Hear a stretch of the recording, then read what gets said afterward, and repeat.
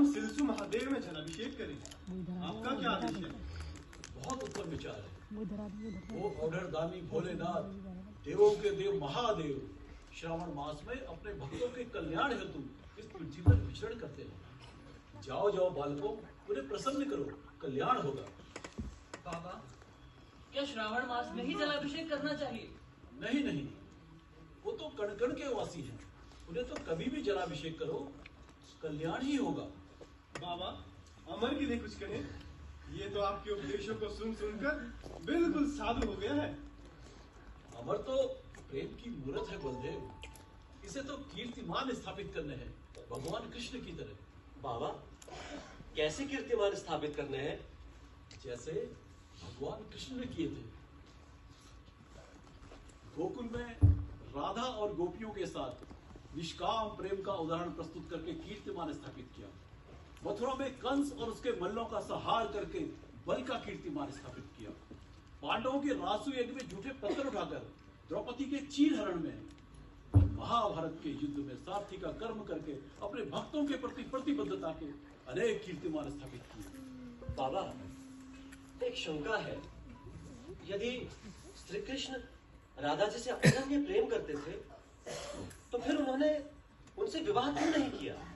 बहुत सुंदर प्रश्न तुम्हारा बालक, बहुत सुंदर प्रश्न।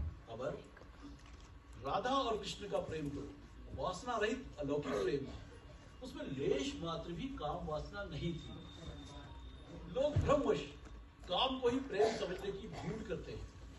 मेरी बात ध्यान से सुनो, काम और प्रेम में बहुत बड़ा अंतर है।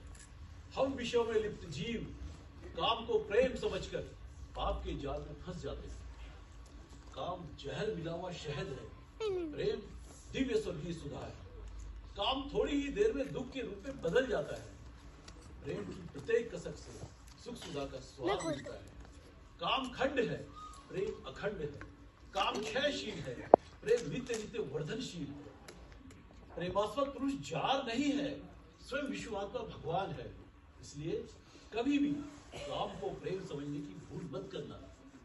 प्रेम तो स्वयं ईश्वर का स्वरूप है। निश्चल प्रेम हो, व्यक्ति और वस्तु को पाने की भावना समाप्त हो जाती है।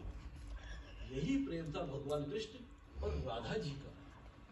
बाबा, तो क्या ऐसा प्रेम हम साधारण मनुष्यों में भी संभव है? क्यों नहीं, क्यों नहीं संभव है।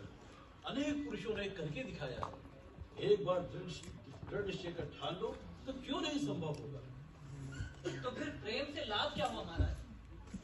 अरे बालक, कभी करके तो देखो प्रेम, निष्काम प्रेम। इतना आनंद आएगा कि सब कुछ भूल कर प्रेम ही करते रहोगे, ताकि आनंद ही आनंद मिलता रहे। धन्य है महाराजा। क्यों अमर, क्या सोच रहे हो?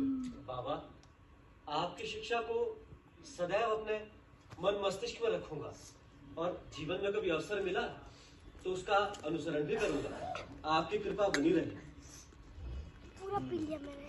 कभी प्रकृति को देखो, पशु पक्षी कीट पतंगे अपने संतानों से कितना प्रेम करते हैं, निष्काम प्रेम।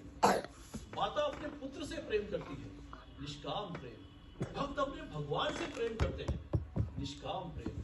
बालकों, जाओ आनंद लो, निष्काम प्रेम का आनंद लो और जीवन को सफल बनाओ। बाबा, हम महादेव के जलाभिषेक के लिए जाएंगे, हमारे लिए कुछ आदेश करें। जाओ जाओ बालकों, प्रसन्न मन से जाओ।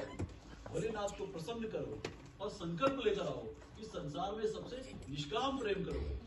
अवश्य बाबा, अवश्य। हम भोलेनाथ से प्रार्थना करेंगे कि हमारे निष्काम प्रेम के संकल्प के लिए हमें शक्ति प्रदान करें। हरि हरि हरि हरि, सब हरि कृपा।